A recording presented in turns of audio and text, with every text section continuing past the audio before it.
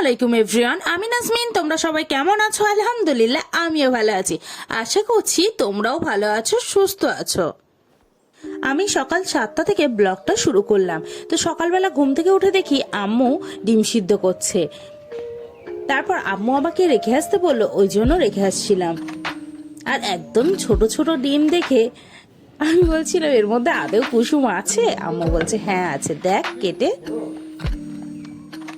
আমাদের কোয়েল পাখির ডিম এইগুলো। আম্মু ডিমগুলো কেটে নিতে বললো, আমি কেটে নিলাম, মাঝখান থেকে ভাগ করে নিলাম। নেওয়ার পরে আম্মু লবণ দিয়ে নিচ্ছিল। আম্মু লবণ দিয়ে নিল, তারপর আম্মু একটু মরিচ বা ধনিয়ার গুঁড়ো দিচ্ছিল।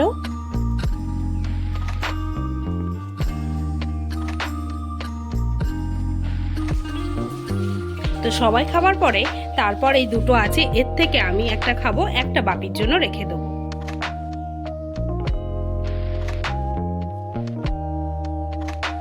আমি কিন্তু কোয়েল পাখির ডিম খাচ্ছিলাম, আমার কাছে বেশ ভালো লাগছিল।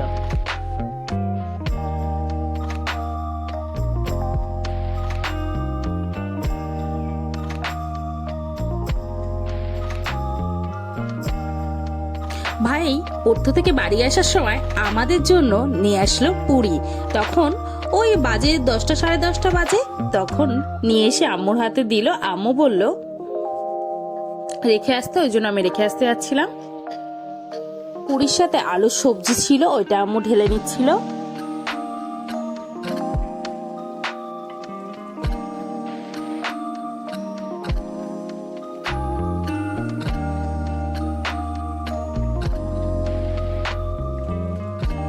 আম্মু প্লেটে তুলে দিচ্ছিল, আর আমি বাপি ভাই সবাইকে এক এক করে দিয়ে আসছিলাম। তারপর দিয়ে এসে তারপর দেখছি আম্মু আমার প্লেটটাও সাজিয়ে দিচ্ছে। তো আলু সবজিটা তুলে দিল, দেওয়ার পরে পুরিও দিয়ে দিল। তা আমি সেটা নিয়ে যাচ্ছিলাম।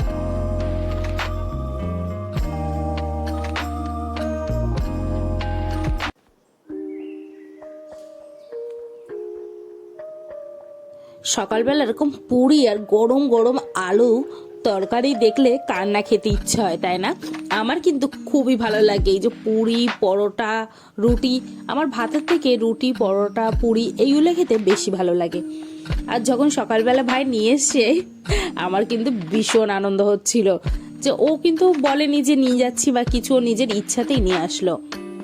তাই সকালবেলা আমরা সবাই মিলে খাওয়া দাওয়া করছিলাম।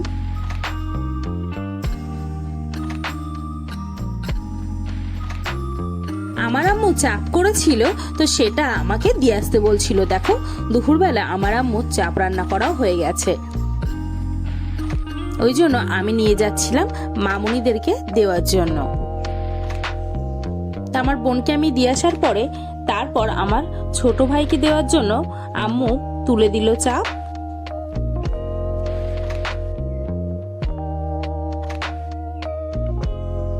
আমার ছোট ভাইয়ের জন্য চাপ নিয়ে যাচ্ছিলাম। আমার ছোট ভাই চাপ খেতে খুবই ভালোবাসে।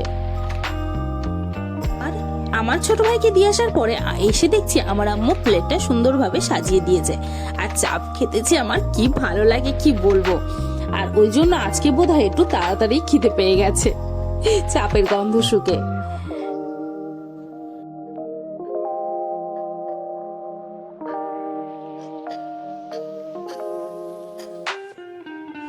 দুপুরবেলা আমি, ভাই, আম্মু সবাই মিলে একসঙ্গে খাওয়া দাওয়া করছিলাম,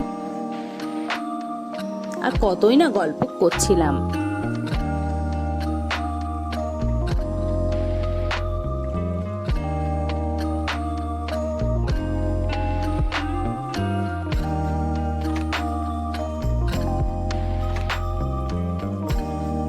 দুপুরবেলা যদি এরকম একটা পছন্দের রান্না হয় তাহলে কার না খিদে পায়, তাই না?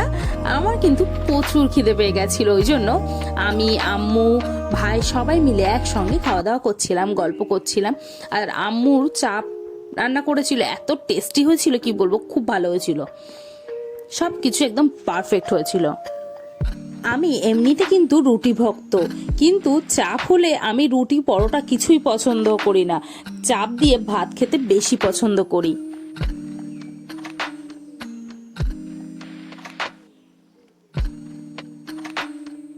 আমার সেজবাবু ফোন করে বলল 2 কাপ চা করে দেওয়ার জন্য। আমার সেজবাবুর বন্ধু এসেছিল, মামুনি বাড়িতে ছিল না বলে ওই জন্য ঝটাপট 2 কাপ চা বানিয়ে নিয়ে যাচ্ছিলাম। তখন একদম বিকাল হয়ে গেছিল, তো তাড়াহুড়ো করে আমি দিয়ে আসছিলাম।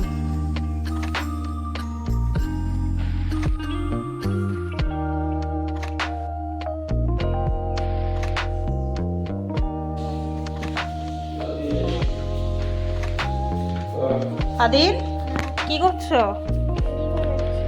কি বানাচ্ছ? ঘুড়ি? কি করবে ঘুড়ি বানিয়ে? তাই ঘুড়ি বানাতে পারো? আমি কিন্তু দেখতে চাই তুমি কেমন বানিয়েছো। হ্যাঁ, আমাকে দেখাবে, ঠিক আছে? কি বলছো? একটা ওড়াতে গিয়ে এখানটায় বেড়ে গেছে। কোথায়? সুতো ছেড়েছি, ওখানে গিয়ে বেড়ে গেছে। তাই জন্য আবার বানাচ্ছ? তো আদিলের সাথে গল্প করতে করতে আসলে ছাদে এসেছিলাম, জামা কাপড় কেচে দিয়েছিলাম সেইগুলো তোলার জন্য। একদম শুকিয়ে গেছে, আমি দেখছিলাম যে নরম আছে কি কি ভিজা আছে, দেখছি একদম শুকিয়ে গেছে। তারপর আম্মুও চলে আসলো। আসার পরে তারপর দেখছি আগের দিন যে লাউ গাছগুলো বসিয়েছিলাম সেইগুলো কেমন আছে, লাউ, কুমড়ো, এইভাবেই আমি দেখে নিচ্ছিলাম প্রতিটা গাছ। আর এইগুলো ফেলা হয়নি, তাই এইগুলো আম্মু বললো একেবারে ফেলে দিয়ে আসার জন্য, তাই আমি নিয়ে যাচ্ছিলাম।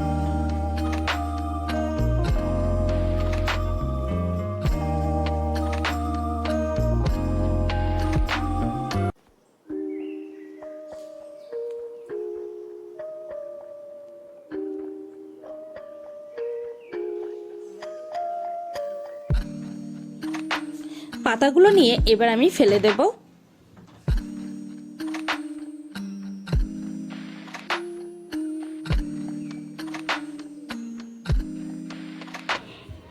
তো হাত গিয়ে ভালো করে ধুয়ে নেব।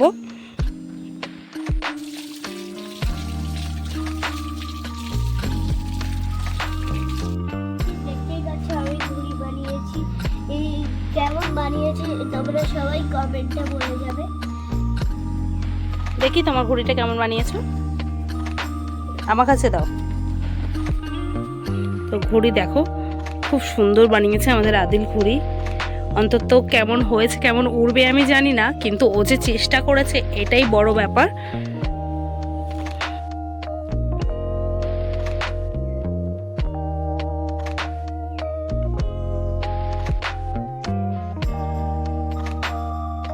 আজকে যেন ছাদে থাকতে আরো ভীষণ ভালো লাগছিল, কারণ আমাদের ছাদে রজনীগন্ধা ফুলটা আজকে ফুটে গেছে। এত মিষ্টি একটা গন্ধ বেরাচ্ছিল, কি বলবো, আমার কাছে ভীষণ ভালো লাগছিল।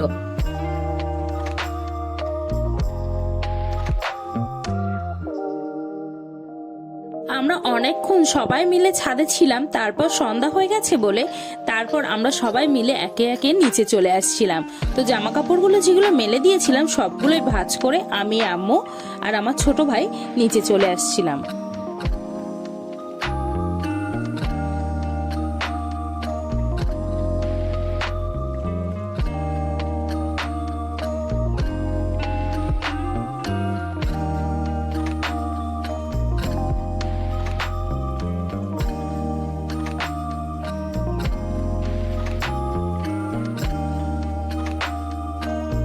আমরা সবাই মিলে তো নিচে চলে আসলাম। আমার ভিডিও যদি ভালো লাগে অবশ্যই সাবস্ক্রাইব করবে, লাইক করবে, কমেন্ট করবে, শেয়ার করবে। কমেন্টে অবশ্যই জানাবে কে কোথা থেকে আমার ভিডিও দেখছো, তাহলে আমি জানতে পারবো আমার ভিডিওটা কতদূর পৌঁছালো। নেক্সট ভিডিওতে দেখা হবে।